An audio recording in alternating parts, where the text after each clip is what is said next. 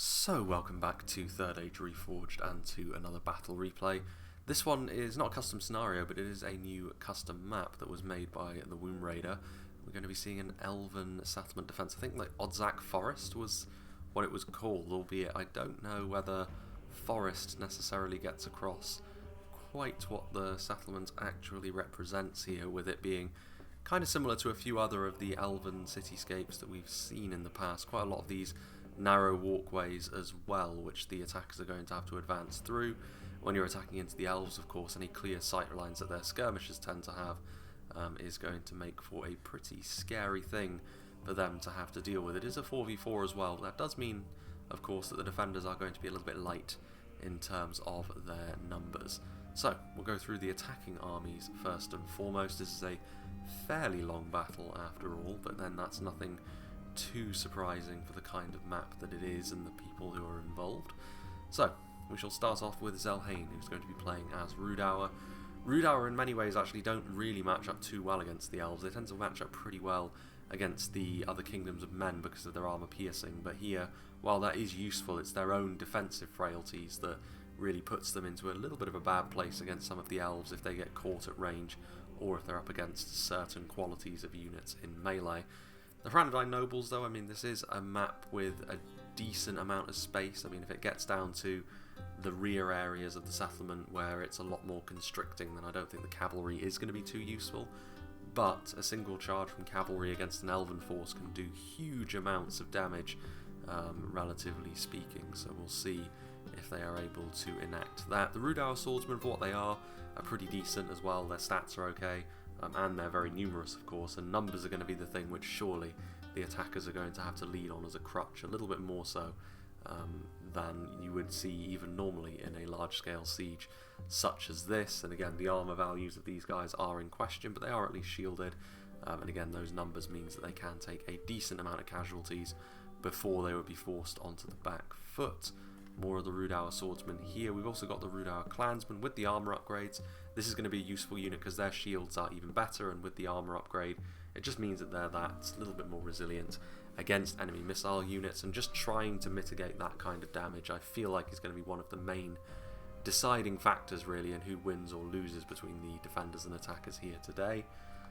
Moving on, we do have the Moor's Troll Hunters. I mean, the throwing projectiles of Rhudaur in general are going to be one of the main things they bring to the table here. If they do manage to get into range and the elves don't really have too much of an answer for it, they can do damage regardless of how high quality the elves are in melee and from further away. The Moor's Troll Hunters, of course, javelins means that they have the armour piercing as well, and in this gap I would imagine we will see the Trollshaw axe throwers and possibly the Rhudaur Rangers as well. So that's a real triple threat of very dangerous skirmishers, which even the elves are going to have to try and keep at arm's length or be forced into using their own archers on them. So we shall see how that develops. And the Rhudaur pikemen as well, being able to keep those higher quality units further away is also going to be important. They are shielded, but again, when it comes to dealing with the kind of quality of units that I'm sure the attackers are going to have to try and wade through here, it's not necessarily going to be enough to mitigate the damage of some of the better units of elven archers. But if they do manage to save them for later on, get them into melee, this is one of the ways in which they can defend themselves a little bit against some of those higher end units, in addition to trying to swamp them with numbers, of course, and then a couple of bodyguard tier units as well. The Rhudaur Berserkers, they're throwing axes and then armour piercing in melee, and then the dedicated melee unit of the Witch Realm Enslavers with those tridents of theirs. So yeah, a good supporting army often Rhudaur is, and that is still the case, even though their own lower armour perhaps could be exposed by the forces that are arrayed against them. But hidden here is also going to be playing as the Orcs of the Misty Mountains, and with the numbers they have, certainly they're not going to be losing out on manpower, at least for the opening parts of the battle. The Goblin War Engine, I mean, again, if they can get that into a good position, artillery strikes, if you get fortunate with them, it's one of the ways in which you can really punish the elves for their quality approach because of how much damage you can do in one fell swoop. We've also got the Heavy Goblin Crossbow, so again, another pretty dangerous range threat which the elves are going to have to address, because if they don't, along with those throwing projectiles from Rhudaur, it's the sort of thing which can, again, lay your army low very, very quickly, and then it doesn't matter how good individually your units are, if there simply aren't enough of them to deal with a force, especially like the Misty Mountains, where they can just overrun you. Black Uruks are a good choice, I think. Again, that two-handed sword, they're not going to be able to go toe-to-toe with the equivalent elves, but they are going to be better at it than most other things in the Misty Mountains roster. The Moria Spear Guard as well, with their armor piercing. We've got the Drake Broodlings in and amongst here. Again, interesting to see how well they can be utilised. If they can start running amok in the elven ranks, that could prove to be a real pain for the defenders. We've got the Drummers, which are a very important part of the Misty Mountains roster now that they actually work. They can keep your army facing in the right direction, which is probably going to be key just as much as anything here for the attackers. We've got Warg Riders to try and prevent any sort of sally out along with the Rhudaur cavalry, but I mean, we'll see. The elven cavalry can be pretty scary at the high end. We've got the White Uruk Fearmongers, I should say. They're in amongst here, a very strong unit of halberds. If they don't get outranged, they could be pretty effective, especially when you surround them with the kind of numbers that the Misty Mountains have. They've also got the Moria Halberdiers, again a very low tier option, but could still do the same sort of job, especially if they can get them into the front lines en masse, and if they don't get shot up too badly by enemy archers. And then you've got the Bolgs Champions here as well, which are going to be a much more well-rounded unit of bodyguard cavalry, of course. I mean, you've got the standard wargs, and then alongside the Hranadine Nobles, this is a pretty good fast-moving contingent. And then there's also the Goblin King's Guard at the front as well, with their red and sort of blackened armour in comparison to the standard Moria units. Now, moving on, we have Angmar, played by Google Bobble. He has got a lineup of Angmar Marauders. I mean, in terms of quality, they're not going to be winning any sort of fight against the elves, really. But Angmar, of course, are all about that heavy-duty attack on the front foot. And they do, and I'm sure we will see it later on, as most of their army is probably hidden in the trees, but they do have that heavily armoured core of stuff like Guardians of Khan Doom, Gundabad Guard, even the armoured up Witcher-Armed Pikemen can be a really, really good core as bodyguard units as well, Barrow-Wights, so they will be more difficult to get rid of, even if you get ideal shots, really, with the elves, so it will be interesting to see how that progresses. And here are the Witcher-Armed Blackguard, which is where the general is. Very good unit of sword and board infantry, again one of the more well-rounded examples of such a unit in the game. And then finally, on the left-hand side approach, we have Isengard, played by Arbiter. He has got some guards of Orthanc who are going to be marching through that narrower gap. Again, more crossbows, so another unit that the elves are going to have to be on the lookout for, possibly the witches from Angmar as well. Uruk-hai archers just for a little bit of long-range presence, but of course, you know, they're not going to be the most threatening thing to a force like the elves. The Uruk-hai pikemen are going to be important for the same reasons the Hranadines. If they can get into a fight, especially later on, they can really make life a lot more uncomfortable for the elves. The armour is nice, but again, they will probably be one of the principal targets for the skirmishers that lurk within the settlement. High numbers on the Uruk-hai raiders as well, a couple of units of them. You also have the ever-dangerous Nazkai with their big two-handers. They've got the Trolls of the White Hand and more crossbows. I mean, the Trolls, they will fall to the elves more quickly than many other forces, but they will still be capable of doing a lot of damage in the time that they are alive for. And yeah, as we've already mentioned, elves taking casualties quickly is something they absolutely need to try and avoid. Berserkers, again, vulnerable to those elven archers, but capable of dealing damage in melee nonetheless. And then we've got the Uruk-hai infantry once again. More raiders, more infantry, and more infantry. So pretty standard fare for Isengard there. And now we shall move in to the main settlement. I mean, this is a bit labyrinthine, really, in terms of the way that it's laid out. This is a very narrow approach that Isengard are going to have to take. We have Socket Enjoyer, who's going to be playing as Mirkwood. Hiri Peng. So unsurprisingly, Mirkwood's main crutch against Isengard is going to be their overwhelming power at long range, and also their quality up close. We'll see how well they do. A couple of units of those archers, as we just mentioned. Got some Hiri Lung here as well as the Hiri X, so the more defensive spears, and then also the two-handed swords as well. Again, that finesse is going to be key. Isengard tend to be able to sort of outlast their opponent through their overall quality, but at the high end, the elves are going to hope to make the battlefield small, shoot them up with arrows, and then deal with the rest with their sheer quality in melee. Certainly on the cards. We have Ding Da King, who's playing as Imladris, the Elder Runway archers, who are even stronger, certainly when it comes to their melee abilities, but also at range, than the Hiri Peng, but also more expensive, of course. Stakes deployed, which will be useful because of the cavalry units that we already know the attackers do have access to. Was it from the Imladris army? That's a little bit surprising. There's got to be more of them, yes. Back in the town centre up the dwarven carpeted stairs, we have got some Eldarenway spearmen, unsurprising. Very good defensive bulwark unit. The God Halim against Silverthorns, just for disrupting the rhythm of the attackers, could also be very, very useful here. The Gwaithir Myrdain, one of the sort of most well-rounded units of bodyguard infantry in the game because of their melee defense and armor piercing. Very, very deadly. Swords of Rivendell here as well. We've got some... is that 2 units of God Halim? No, just the one. And then the Gwaithir Arthand as well. Obviously the bodyguard spear. Far less damaging, of course, than the hammers of the Myrdain, but still one of the most resilient units of infantry in terms of their pure survivability in the game. We've got some spears of Rivendell here. More swords of Rivendell, so plenty of the rank and file units as well. So pretty good spread of units from Ding. Medexa playing as Lothlorien, again a little bit more aggressive in melee perhaps, but not quite as strong at the high end when it comes to their defensive abilities as their Imladris cousins. So yeah, Galathrim archers, but again heavy elven archers, which are also going to be very useful for mucking in melee when the time comes, because it's going to be all hands to the pump here really. A couple of units there, perhaps trying to hide those stakes in the trees. Sneaky, we'll see if that works. We've got some Lorien archers, so some basic ones, and again stakes deployed. Yeah, those missile units from the elves were always going to be an absolutely vital part of what they were trying to do here. Galathrim axemen, obviously throwing projectiles for Lorien a little bit more of a priority, given their throwing axes are also on their basic unit, well, I say basic, but main line infantry unit. Plenty of units of Lorien spearmen as well, so I mean this is going to make life more difficult for the Cav as well, such a high spear contingent. We've got the Galathrim nobles with their own Silverthorns, albeit they of course have got a two-handed blade in melee as well. We've got the Galathrim axemen, Lorien bladesmen, more Galathrim spearmen and more bladesmen as well around their sacred tree by the looks of things. And finally, it is not a Linden army to round off all 4 of the elven factions, but a second Imladris one is probably the way to go here in terms of sheer effectiveness, played by the Wound Raider, the map creator himself, so big thank you to him.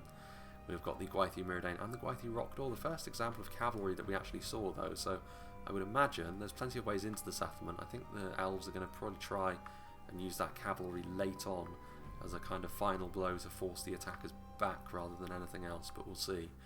Swords of Rivendell and Spears of Rivendell again, I would imagine a similar army, albeit we do have a unit of the Imladris sentries, a very strong unit of high-end elven pikes, Eldarenway spearmen and swordmaster. I don't think there were actually, there may have been a swordmaster unit actually in that mass in the town centre from Ding.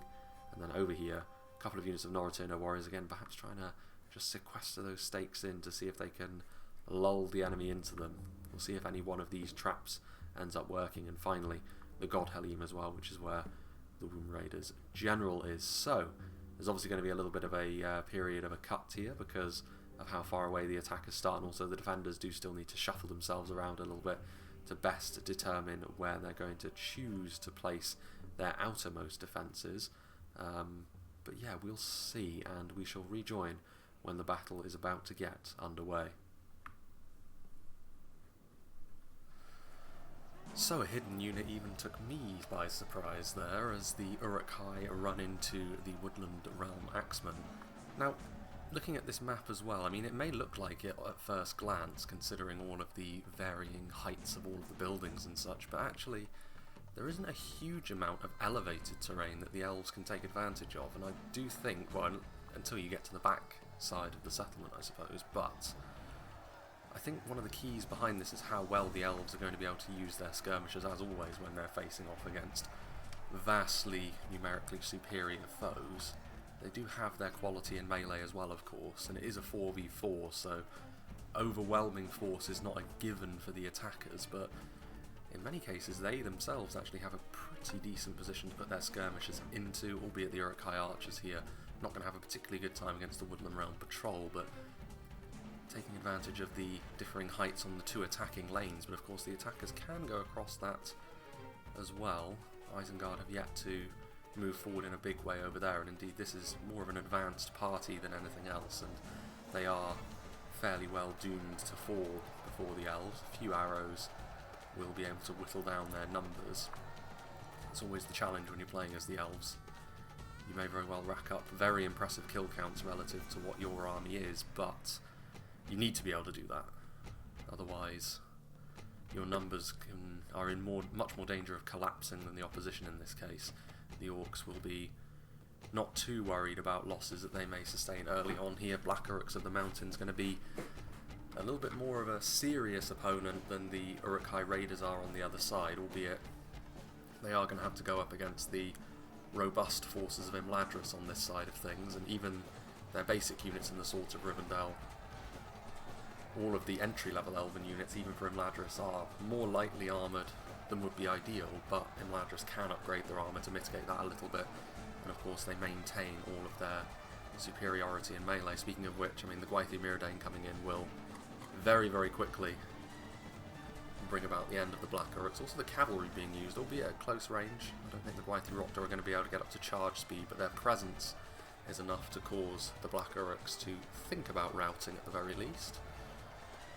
And there is a more, well, I mean, the Moria Spear Guard are here.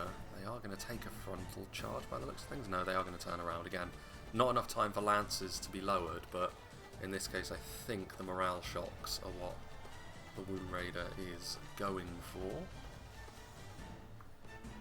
Another attack as well from the Black Uruks. Again, Swords of Rivendell going to be in the way with a high quality unit of Elder Enway Spearmen just in behind. It's interesting that the Heavy Swordsmen are the ones going in first and foremost, and there is a gap being left. I mean, shuffling the Moria Spear Guard forward might be enough to convince these Gwaithir Rhudaur to stop with their attempted side swipes.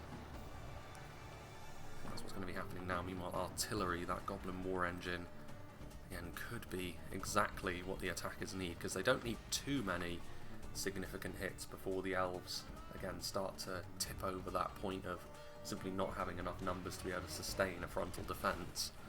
The only thing is the Mangonel is a very unpredictable beast. Hitting your own units would be pretty disastrous, considering the morale pressures that they're almost inevitably going to be put under here. There is another path that they can take as well across these bridges. Medieval 2 often has a little bit of an issue with those. There's a couple of, well, there's one unit of spears and one unit of crossbows, so not the biggest attacking force. The elves will be able to throw that off pretty fast, and the crossbows don't really have an angle. Meanwhile, down in the middle, actually, the issue being forced by Ding's Imladris army. He's going to move forward and engage the initial forces of Rhudaur that Zelhain is committing forwards. And there's some Angmar in back there as well. Natural allies Rhudaur and Angmar, and they mesh together with their rosters very, very nicely. But they are going to have to go up against, depending on what you're looking for in an army, the best high quality force that the game has to offer in Imladris. Khazad-dûm would have something to say about that, especially in this kind of setting, I would suggest, where you're not necessarily going to get the best out of your archers, and upfront survivability is maybe more important. I mean, you can see here just the sheer amount of kills. There will be a few dead Woodland Realm Axemen as well, but I guess their corpses hide as well as the still living members of their army. Again, just committing another unit of Uruk-hai Raiders forward is not necessarily going to yield much in the way of results. They are going to need to start pressurising multiple angles, because, yeah, the Woodland Realm Patrol, they're not going to be hitting into the sides here. They are instead going to be firing right down this lane. Still going after the Uruk-hai Archers, actually. And again, I'm surprised that these Raiders didn't push forward a little bit sooner, because at the very least it would have got these Woodland Realm Archers to be pushed back off of a very nice vantage point that they have been utilising up till now. Will the archers hold their ground? They're going to try and get one last volley. Indeed they are. They are going to need to retreat now, though. They're not going to be able to retreat in time either. I mean, even basic elven archers are going to be pretty good in melee, but if they've still got ammunition, you don't want to be losing valuable combatants like this, especially not when the Hiriak would more than suffice for holding back the Uruk-hai Raiders. And still, it's only the basic Isengard units for now. But then Isengard are all on their own over here, and they've got to try and divide their attention between two positions, which is tough, considering how narrow these defensive points are, which will certainly play into the hands of Mirkwood. Hiriak black spears doing their thing. Well, it was over here where we were seeing more action. Again, the Orcs of the Misty Mountains have hidden some Rhudaur units as well. Well, you've got the Goblin War Engine. They're not using the flaming shot, the Roman candle-like effect, which potentially, if you fire the shots right up in the air, could be a little bit more damaging, but these more concentrated hits are probably better at dealing with these more bunched units, especially when you've got a juicy target like the Eldarenway Swordmasters to go after, because that's really not the sort of thing which the Misty Mountains can go toe-to-toe with in melee. I mean, maybe the Blackbacks could do it, but even in that bodyguard tier, the sheer defensive stats of the Eldarenway Swordmasters would make that a less than stellar engagement even then. Heavy Goblin crossbows immediately garnering the attention of the Noratirno warriors. There's the God Helim up on that high ground as well. This is the one section of the map where there is, on the outer position, a very good vantage point for the skirmishers to use, but it's also pretty exposed, so I am not too surprised that they're trying to push forward with some of their own projectile units. There's all of the fast movers back there. Drake Broodlings, the Shroudine Nobles. I mean, again, how useful are they going to be in this fight? Because it looks like they're going to have to be utilised later on. Cavalry's always a bit of a wild card in a siege. It doesn't really... It can vary when the best time to utilise it truly is. But it can often be a real difference maker. We've already seen the attempted use of the cavalry from Imladris, which hasn't been too bad, because they have been able to cause some morale damage. Standard Goblin infantry going up against Eldarenway is unlikely to end too well for them. There are a lot of them.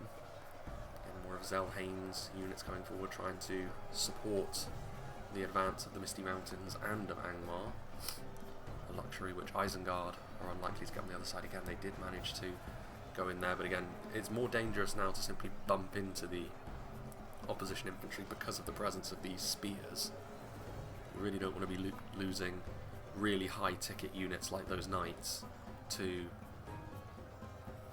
basic spears such as this. That armor piercing will also have a little bit of an impact. Lothlorien haven't really gotten too involved in the frontline fighting just yet. And Imladris now pushing their pikes to the front also. Trying to engage them before the pikes come down. Not a terrible idea.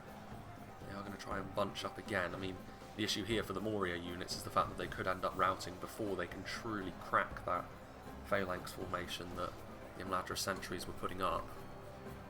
Moria Halberdiers going to try and anchor their own units in place, and Rhudaur now coming in as well. This is the right way to deal with pikes if you don't want to commit your trolls yet. There were snow trolls lurking around for the Misty Mountains, but committing them at this point would be dangerous, especially with the Gwaithir Myrdain being one of the best units for counteracting that kind of thing on the map. Lothlorien now getting involved, backing up their high elven cousins. Speaking of which, they've also got the poison projectiles, which could be super useful against these kinds of oppositions, especially against those goblins. And then the attack over here is still not fully underway. I mean, again, it's a little bit labyrinthine, this map, so attacking through here, they would still need to get through several layers of defence really before they could assist the Misty Mountains proper up there in the most active theatre of war as it stands. Snaga Skirmish is trying to move forward, and again, over here, you'd have to say that the Mirkwood archers have definitely been pretty effective. That was one of the main things I was concerned about for the defenders, is the terrain right for them to be able to get those really good shots, but Mirkwood has certainly not struggled for that. And now, perhaps smelling blood in the water, they're going to try and use those fire arrows to rout what remains, and again, these initial advance parties of Uruk-hai raiders have not really left too much of an impression. I can understand why Isengard would be reluctant to commit full numbers forward early doors, because if it goes wrong, then you've not only destroyed your own army, but you put your team in a pretty tough spot. But how much have they truly gained? If they were going to do this, maybe skirmishers forward, forcing the archers onto the back foot, and then moving over to your archers when they were still a little bit more well-rounded than this. I mean, Uruk-hai crossbows could be pushed forward later when the Mirkwood projectiles are more depleted. Maybe that's the play for Isengard at this point, but at some point soon, I think they are going to have to try and go a little bit more all in. Reinforcements are going to be needed from the attackers over here. The initial idea was good, but more numbers are needed in order to keep this going, because the morale of these units is in real danger of falling apart in the face of these elven blades.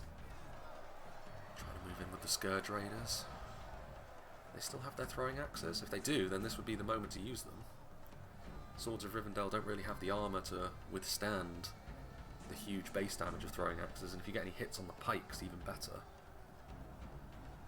That would be very, very good, but they're going to need more infantry units. I mean, they could try and send the drummers in, I suppose, just to keep things going. That's probably the only reason why these units haven't routed, to be fair, so that is something, but there's not really infantry units in close proximity to be able to reinforce. Those Black Uruks maybe need to hot-foot it forwards. It's starting to envelop these units now. That's probably why the trolls have been moved forward, more of a desperation move. The God Helem are firing away. It's an intimidating defensive position because of those elven archers, but they have been active for quite a while now. Is the ammunition supply going to hold out? The God Helem have only just started firing now, but the regular archers, for that sheer volume, perhaps not. We're starting to see routing from Rhudaur over here as well.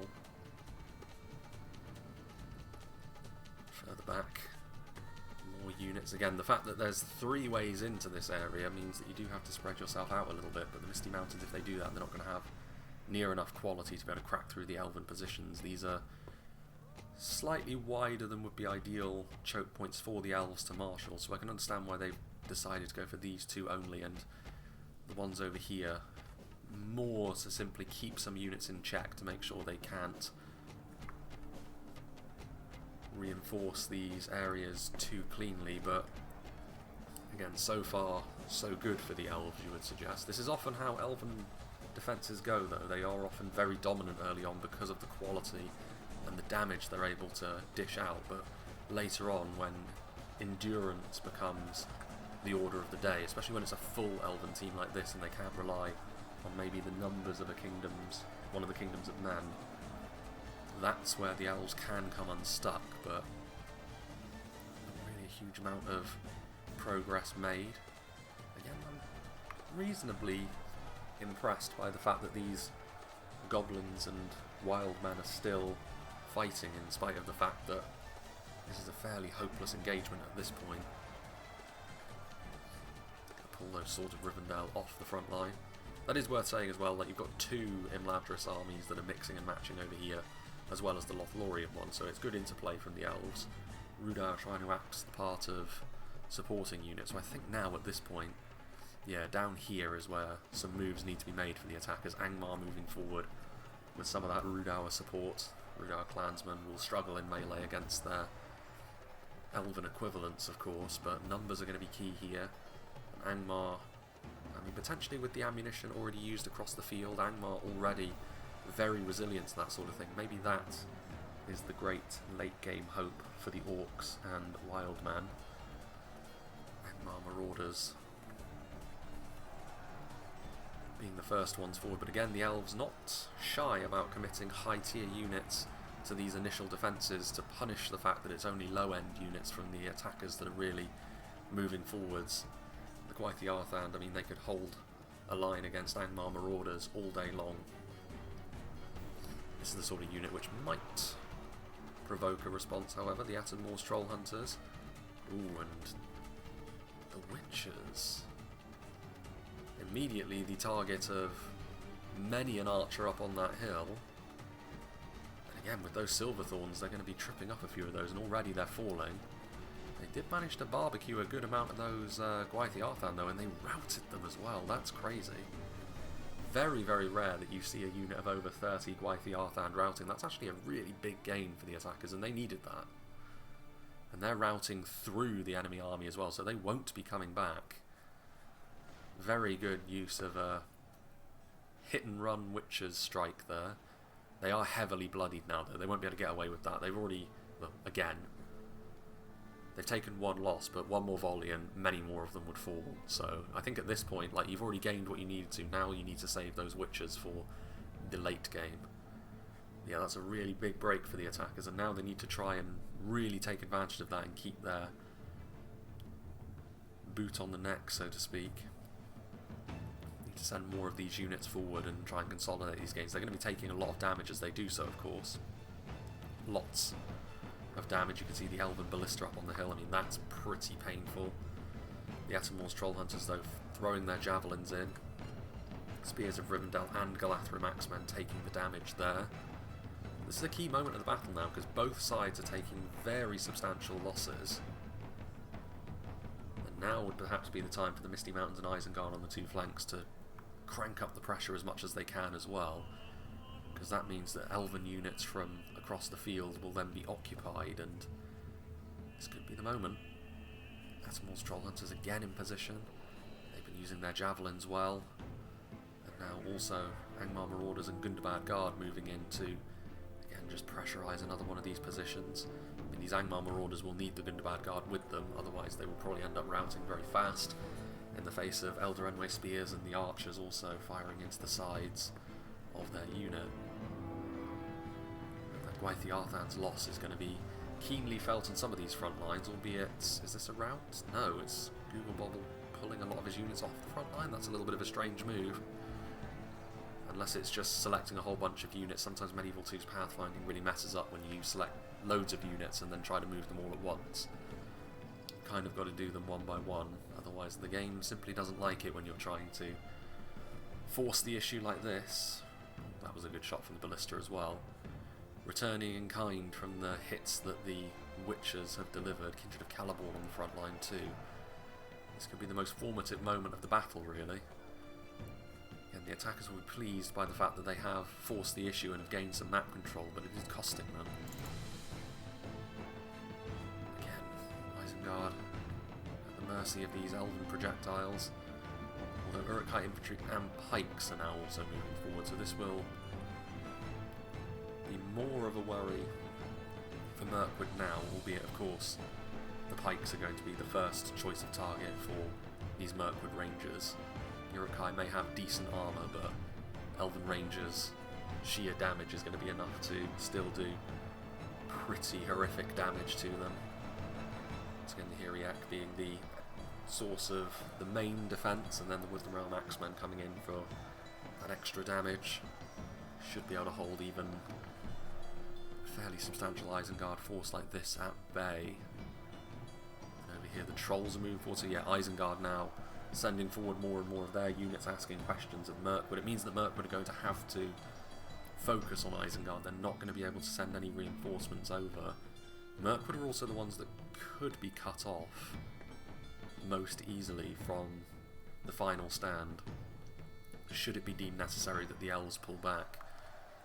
Because the defenders against the Misty Mountains, seeing the Ballista again hitting that force over there, if need be the elves can retreat over the bridges over here at the more direct route, but Mirkwood have to go through what is rapidly turning into an active battle zone. Black Wolds just sort of stood there. Again, I suppose the issue here for the Misty Mountains and what Rhudaur have over here is the losses they took earlier on. They're not able to put on the same sort of pressure that Isengard are doing on the other side, but I think they do need to move in with what they have at this point. Because otherwise, more of these units up here from Imladris can be siphoned off to try and fight the fires which are now spreading in the middle of the battlefield. And again, these Elven firing banks are going to be racking up a ton of kills. You've got the poison projectiles from the Lothlorien archers still. Eerie Peng celebrating. Yeah, victory a distinct possibility over here, albeit the Drake Broodlings are causing a bit of a mess in behind, throwing axes. I mean, over here, because of the Elven archers, the Ballista attack or hitting the attackers, and then you've got the javelins and the throwing axes hitting the defenders. I mean, it's pretty much mutually assured destruction over here, but as we mentioned, that's something that the attackers will be more willing to do than the defenders, generally speaking, because the attackers have forced the issue. The Drake Broodlings can be a real problem in this sort of situation as well, because they can just bowl over lower mass units. Considering the elves' numbers, it could be a real issue. The Barrow Wights now moving forward. Whenever you see the Barrow Wights, it's a sign that you're in the fight for the long haul. You aren't going to be able to get rid of them quickly. So the attackers consolidating things over here in terms of the gains they've made. I suppose the question is, how much do they have left in reserve? Still got the Guardians of Khan Doom, several units of them as well. Angmar Marauders. Got Rhudaur sending forward more of their high-ticket units as well, throwing axe projectiles, proving to be a good source of damage. Gundabad Guard along with the Barrow Wights. I mean, the Elder Enway over a long period of time will beat the Barrow Wights, but again, even against such foes, the Barrow Wights will not go down quickly. And that is the key. Those Galathrun nobles. Again, we will be seeing the Imladris kills at the end of this fight, which I'm sure will be substantial, but I think the elves across the board are going to be quite pleased with their haul. It's just whether or not it will be enough in the long run. Thinking about moving forwards for another attack. The Black Orcs of the mountains are routing as a result of the Gwythi Rhudaur, and again, unfortunately for them, they're routing into the enemy army, much like the Gwythi Arthan did in the centre. Over here now, continuing the attack over there. So it's the trolls, I think, which will cause the most worry for Mirkwood. The Hiri Lang, good choice of unit to combat them because of the damage they can do. Pikes are in there as well. Again, there's no real avoiding the damage that trolls can do in melee. Even higher end elven units with really good stats are going to end up taking losses. It's one of the reasons why they're kind of an awkward unit for the elves to fight. We shall see.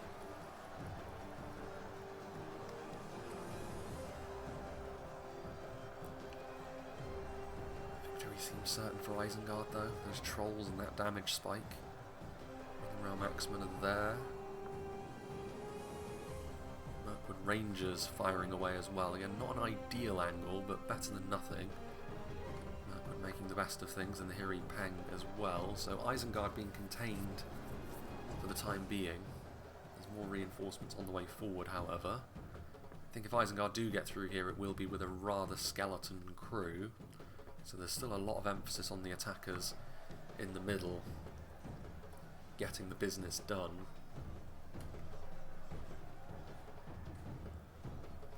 Elder Enway archers firing away across the ravine. Snagar archers doing the same though. I mean, they're going to be nowhere near as damaging as the Elder Enway, but just the fact that they've got a really nice shot, something the attackers will be very, very pleased with. I mean, we're only really at the halfway point of this battle, so there's plenty of fighting left to go. The Guardians of Khan Doom joining on the front line now as well. Those big shields of theirs are going to be really, really vital for trying to mitigate the damage that the elves are pouring onto the attackers over here. They have been victorious finally over here, the elves. They've managed to push through the damage that has been done. Etamor's Troll Hunters with a point-blank volley. Again, the Guardians of Khan Doom's arrival, and also the Franodine Berserker's presence, is probably going to be enough to make it so that this counter-attack isn't fully successful from the elves, but maybe the idea is simply to try and interrupt the attackers' skirmishers for the moment and give the elves total superiority in that regard. Again, poison projectiles are not going to be a problem for the Barrow Wights. They cannot be routed. The Guardians of Khan Doom can be, if you put enough pressure on. And the God Helene being added to the front line, as well as some more Swords of Rivendell, means that they have re-secured this front line at the very least, the elves. Then over here, again, it's still a few Gundabad Guard over here, not many of them. Still just the Barrow Wights, and again, they will simply be fighting just to keep this front line open and occupied. More ballistas. That ballista has been very, very effective in the position it's been put in. Goblin Kingsguard have been sent forward. There's Black Wolds on the front line. There's a few Halberdiers as well.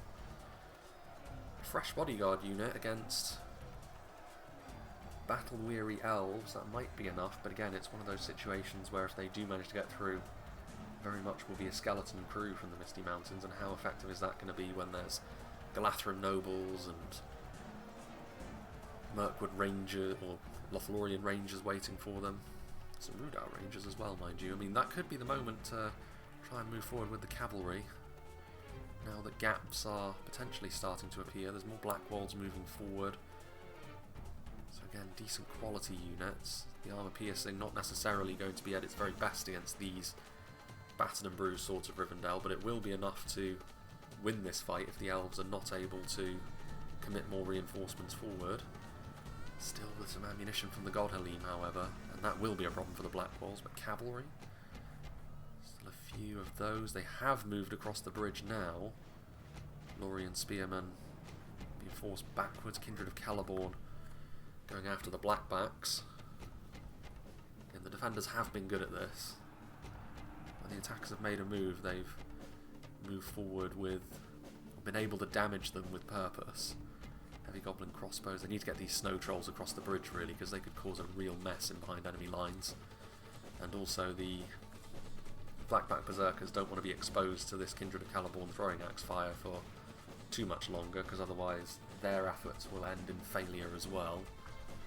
But the attackers are starting to turn the screw in some locations. It's just whether or not they're going to be able to keep this pace up. Yeah, Isengard are starting to move forward, and I think Mirkwood have seen that, and they're going to try and retreat what they can. Mirkwood ranges up on the high ground, might honestly be left behind just to try and get as many shots off on Isengard as they can.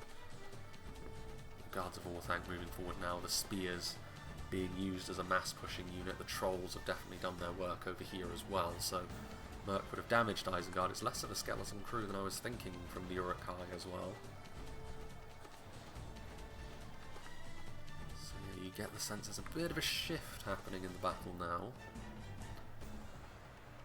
Uruk-hai pikemen, infantry, still those crossbows as well, from both the Misty Mountains and from Isengard on the flanks that could be very handy late on indeed.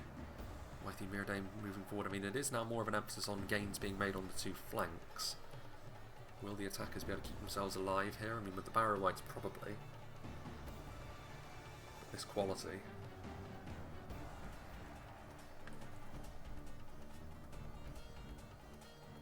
Grenadine pikes being added to the front line as well. Their shields will definitely prove useful. I mean, there's less of a hailstorm of arrows now, but still, Galathrim archers, and using their ammunition is probably wise, because they can be used very effectively as a melee unit later on. Yeah, these Guardians of Khand Dûm have definitely done a good job. Karen Amroth Rangers have been committed to the front. Galathrim Axemen are wavering, 65 of them as well.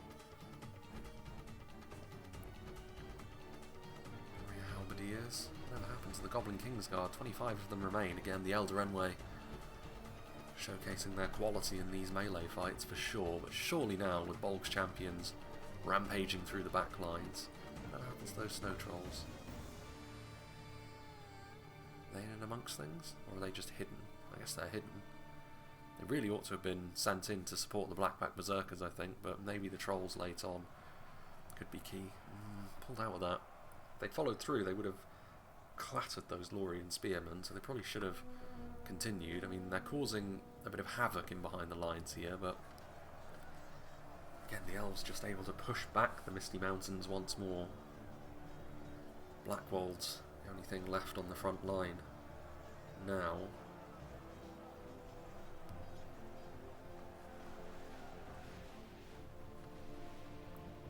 Grenadine Rangers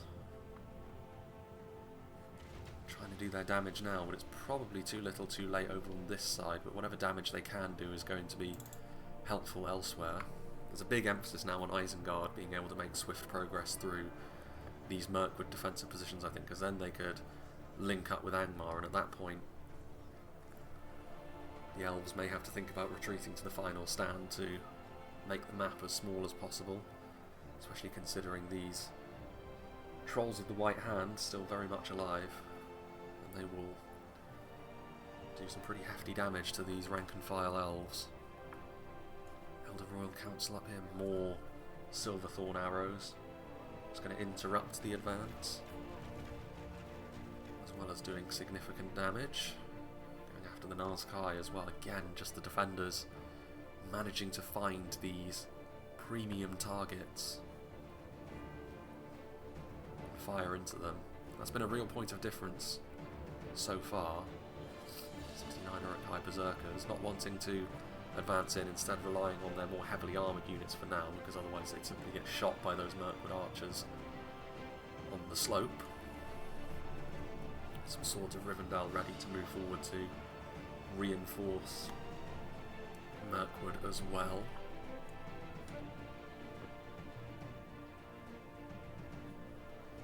Again, the elves pushing back.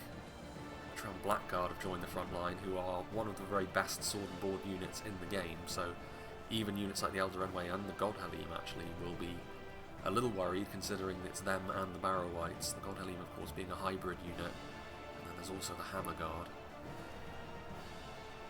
Able to crack through even Imladris' armour. A little bit isolated perhaps though. They do lack the skill certainly of the dual-wielding Gwaithir Myrdain, but it's the support around these attacking units at this point which may worry the elves. Still some Cranodyne pikemen who could be pushed forward into this engagement. The elves still just about winning it, so the pikes will be needed on the front line, especially when a unit of Galathrim archers from Medaxa is also making its way forwards. It's been a really good fight so far though. Then another move forwards. Cranodyne nobles. And they are pretty much completely victorious at this point over here, the elves. I mean, the snow trolls are here. And finally, between them and the Cranodyne rangers, where did the Cranodyne nobles go? Ah, there they are.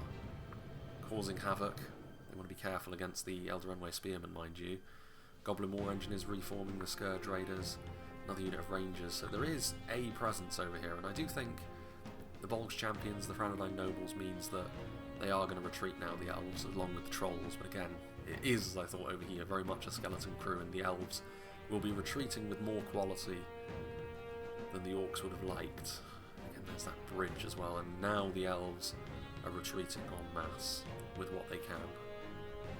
I think now is probably the right time to do so, because like, perhaps they could have been victorious over here if they'd have thrown everything they had in, but I don't think they would have been victorious in time before Isengard would have been able to surround them, and also the cavalry from Rhudaur and the Misty Mountains would also prove to be a real problem for them.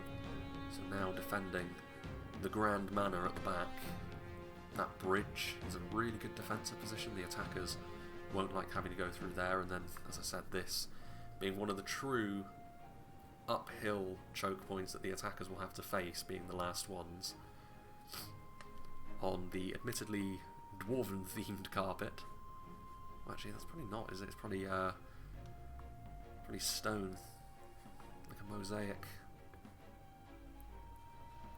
But yeah, Isengard now moving forwards, and you can see here the Witcher-on Blackguard going to cut off any retreat for these Woodland Realm stragglers.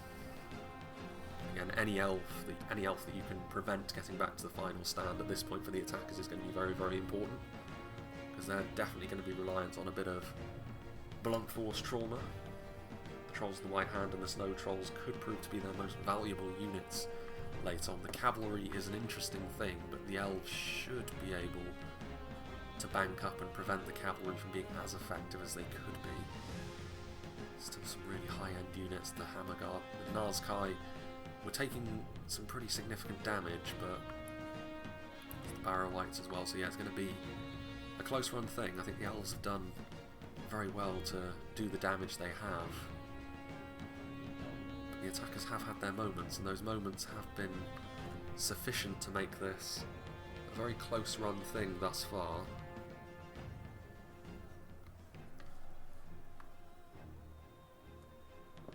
Barrow-wights. Bolgs champions as well.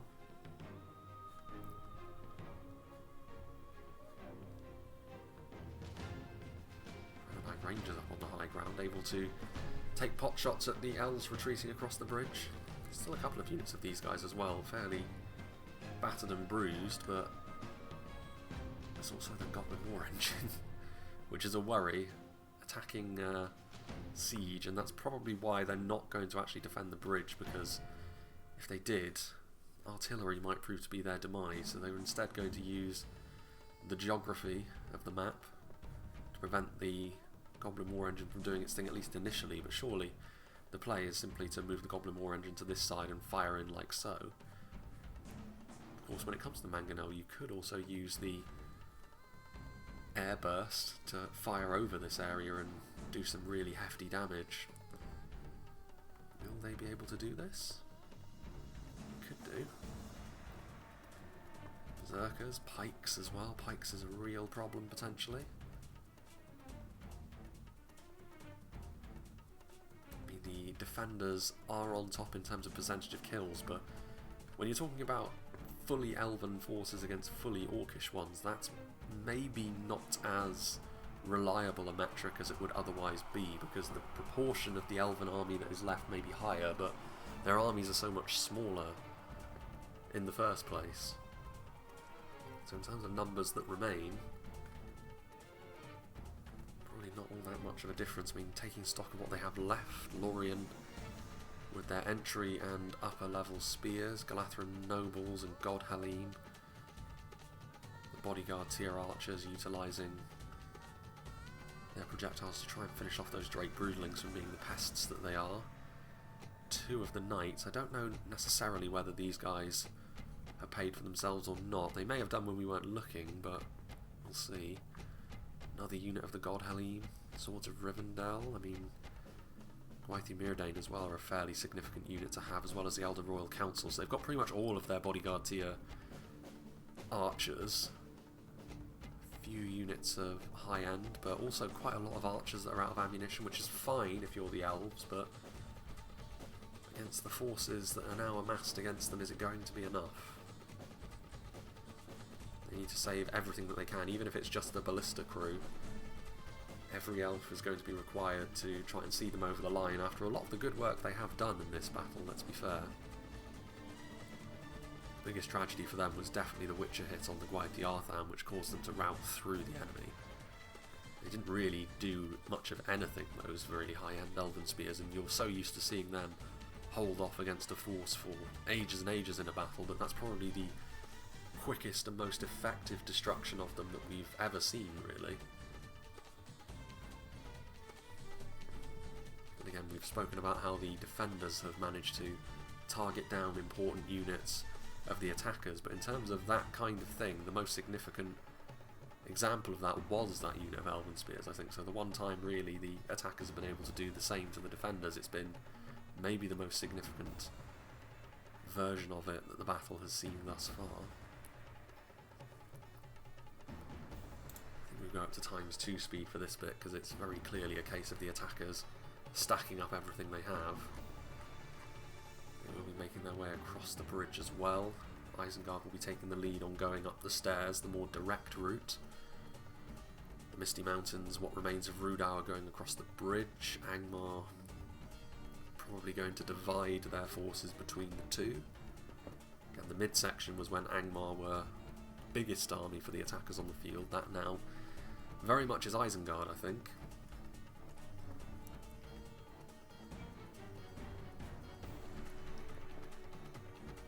It's been a painful battle for the attackers thus far, but that's always going to be the case when this is the setup, and very often we've seen fully elven defences cause a lot of pain to the attackers that are coming at them, only for them to run out of steam late on.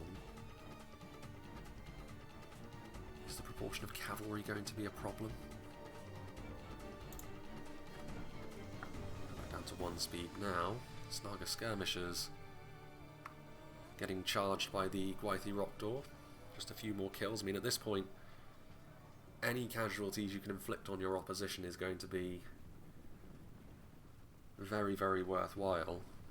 Everything could be hanging by a thread. I mean, we have seen elven routing in this battle already, but surely in terms of morale overall, you would imagine the attackers will be more vulnerable to that sort of thing, biting them late on.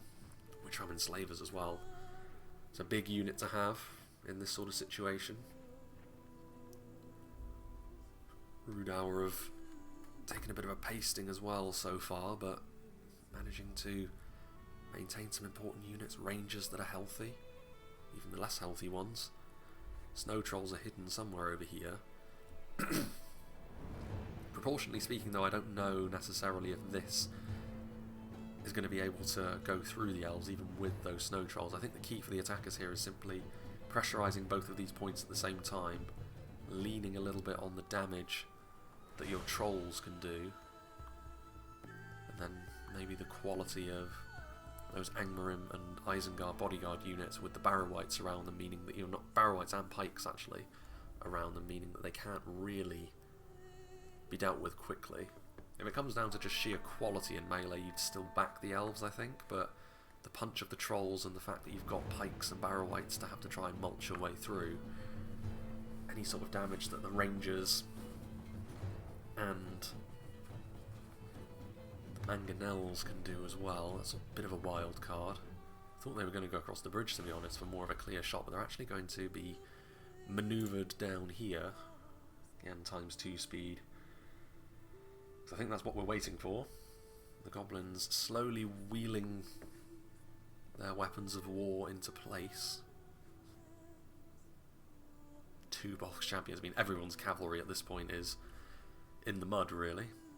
And it has been significant in this battle, but I think the performance of both sides' cavalry has kind of cancelled one another out. Like, they've been effective in parts, but not the tour de force that units like the Gwythi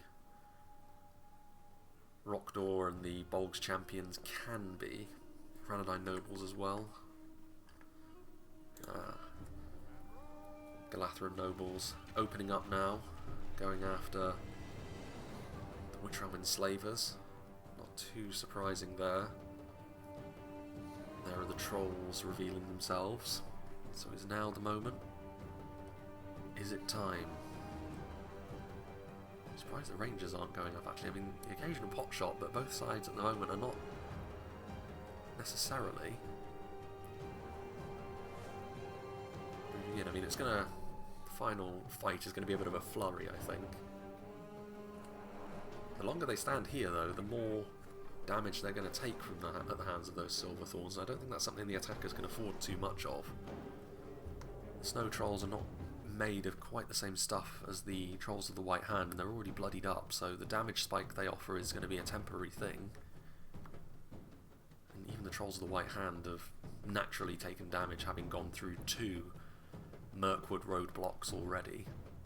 I did notice as well that this building is being used, I mean, it's one of those see-through buildings, so elven units are sort of partially within it. Snow trolls, I think, struggling pathfinding wise to get across the bridge. The Medieval 2 classic. What is this unit over here? Routing Elder Enway Spearmen. Taking the long route to rout. I mean, I did notice this down at the bottom as well on the map. Not a part that has seen any sort of action, understandably, but it's like an artist leaving a giant signature at the bottom of their work. And the enslavers waiting here. And those tridents of theirs, wielding them in a polearm fashion, along with the pikes. It's another thing that might prove to be an issue for the elves if they can keep themselves organised, the attackers, but again, if it turns into a straight up brawl, it's difficult to see past the quality of, especially all of the two-handed blades that they have. The God Halim and again, Gwythi Myrdain, who are bloodied, but one of the most well-rounded units of anti-infantry that the game has to offer. Also, there's no Palace Guard on this occasion, which is a bit of a rarity for a Mirkwood roster, but they've been effective with their skirmishers so far, and I think the Elder Royal Council probably was the call. Again, we go up to ×2 speed. At some point the attackers will have to move in. The defenders don't have anywhere else to go, and they're not going to counter-attack against you. I think we finally reached the starting gun, however. Surely it will be the Goblin War Engine doing their thing that will be the moment things change. Again, they've been shuffling these units around, and I don't really know for what purpose. They've stacked up. And what will they do? Well, the elves are actually counter-attacking, and I think fair enough, because like over here it's a little bit more thin on the ground. And if they stay there, they do just open themselves up for the Goblin War engine, which took an age to get around here, and now it might not actually prove to be all that effective at all. So the elves counter-attacking and getting into the rangers, who may very well be out of ammunition in all fairness. Now, can the snow trolls get across the bridge? Because their presence on the front line is now going to be sorely, sorely needed. Otherwise, this part of the attack is going to be swallowed whole. This is a good choice by the elves, I think. I mean, the enslavers are the possible fly in the ointment. Very depleted unit of Gwaithir Myrdain can try and counteract that quality temporarily, but Gwaithir, or the God Helene on the front line, pikemen, Etamor's troll hunters, one of the trolls does fall. Spears of Rhudaur, all these units depleted to a certain extent. Here he pangs, so all of the elven factions here are part of this counter-attack. Lothlorien, Imladris and Mirkwood. Snow trolls wheeling around to join with the enslavers to offer a real quality spike, but they're retreating off the front. Is this a joined up thinking from the defenders, or is Soccer Enjoyer just fleeing the scene? There's nothing to flee from. If you lose this fight substantially, you're in real trouble if you're the elves. But there goes the general. Significant things. I mean, over here you do have the Witchram Hammerguard, the Guards of Orthanc. This is where the attackers can win the battle, because Isengard is simply far healthier and there's more dangerous units over here. Is it going to come down to just sheer brute force? Retreating back, I mean, the Galathram nobles moving in. Harry Peng joining on the front line as well. Even the Witchram Hammerguard are going to struggle against this force. In come the trolls, 7 of them remain. But they're going to have to deal with the Elder Royal Council, so they're probably going to be extinguished pretty fast considering their wounded nature. But Berserkers, Witchram Blackguard, there's nothing weak over here from the attackers, may very well be the point, but the elves have managed to make it so that it's an organised fight. The pikes cannot blanket the whole front, so if they can buckle that position, the Barrow Wights are just there to keep the attack going more than anything else. And yeah, the God Halim, I think the elves are going to be able to weather this storm. The trolls backed in, the enslavers taking a huge amount of damage from something very quickly.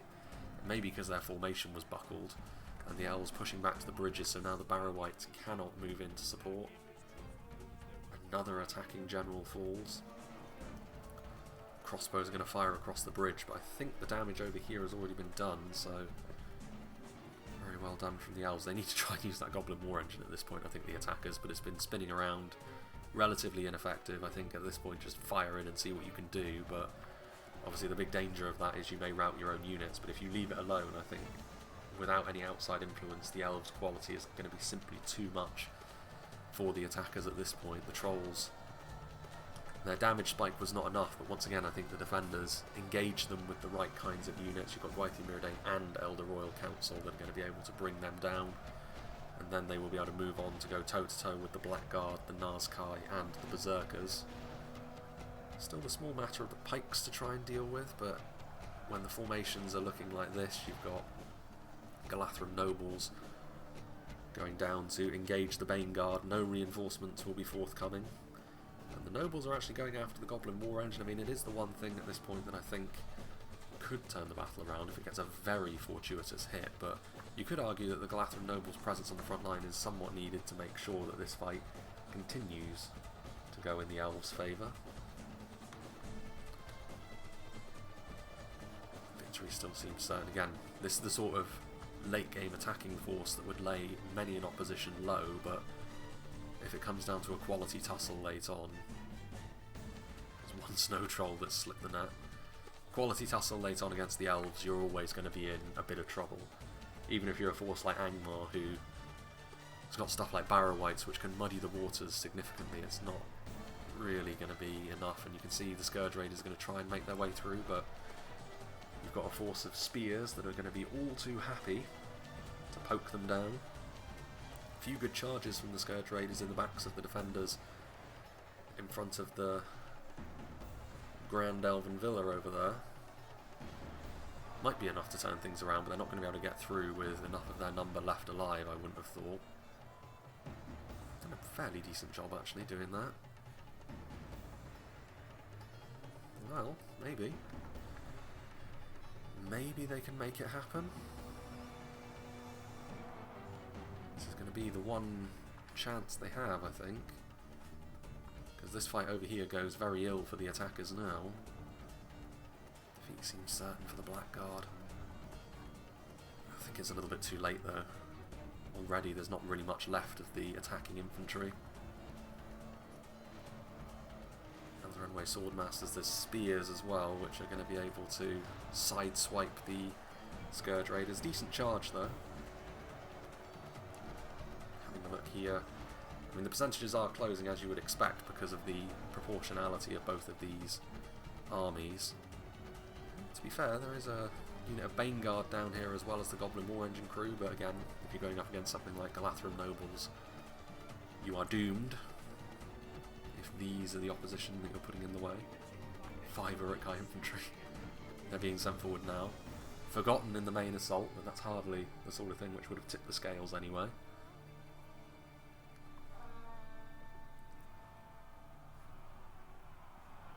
Scourge Raiders being chased by elves on foot. A few of those spears as well. That one snow troll must have died at some point. Still one Bolgs champion as well. Well, there's 0 Bolgs champions. Perfect timing. Yeah, the attacking armies are starting to quit the field. These crossbow bolts would have racked up a decent kill count for themselves over this time, but again, not necessarily the sort of thing which is going to be enough here. Barrow White's victory seems certain for them actually. I guess they are going up against slightly lower damage units in the spears. There's still a few God Halim in here, but very depleted amount of them by now.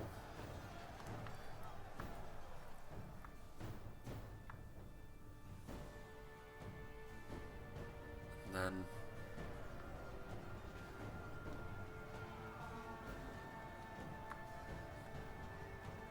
not much left anymore.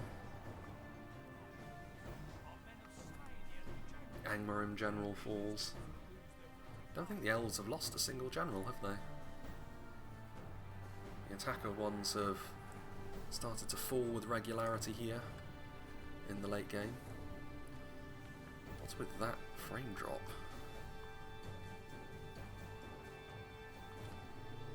Could it be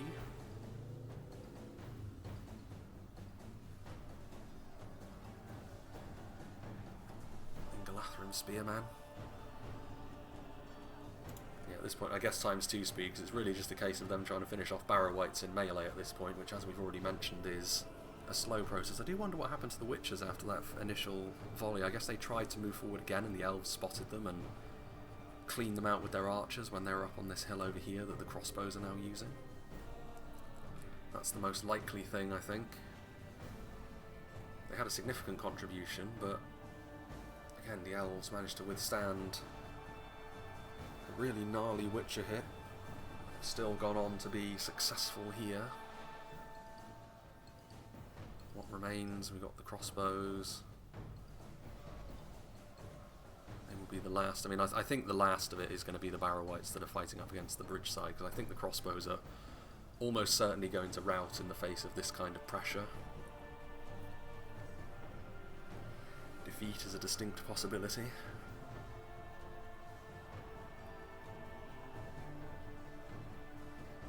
Wavering.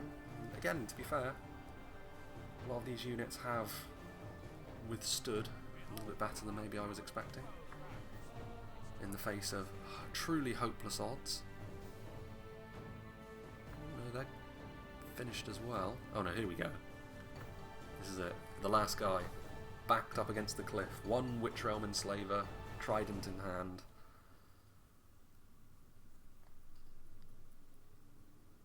What's going on here? Ah. Is the sentry going to run him through? No, it's not. He didn't manage to get his pike down in time. The final stand. The evil version of Boromir. And there we go. Awed. 5% the difference. I think that's fair enough, you know. A very interesting map. Obviously, everyone loves an elven defense as well, and this is a fairly textbook example. Huge damage being done to the attackers, and on this occasion their numbers were not enough to weather the storm. And as I mentioned through the battle, I think the key was the fact that the defenders were able to pick key targets and deal with them nicely. Again, we did see that possibly the best example of that did actually come from the attackers against those at Gwaith the Artham, but there wasn't too much else from them in terms of the surgical strikes. Other than that, it really was a case of brute force from Isengard on the side against Mirkwood, and obviously through the middle when Angmar did come forward. That was a bit of a turning point, because up until that point in the battle the attackers were struggling, and they did manage to seize a lot of momentum in that moment, but in the end the elven damage they were able to do even then with all of their archers throwing axes, and of course in melee where a lot of their quality is, was enough, I think, to be, you know, the reason why they ended up winning this one. And obviously again, good play all round. The cavalry maybe not as impactful from either side as they would have liked, based on what we saw. And yeah, the elven skirmishes I think did prove to be one of the main things that was the difference maker there. What could the attackers have done differently?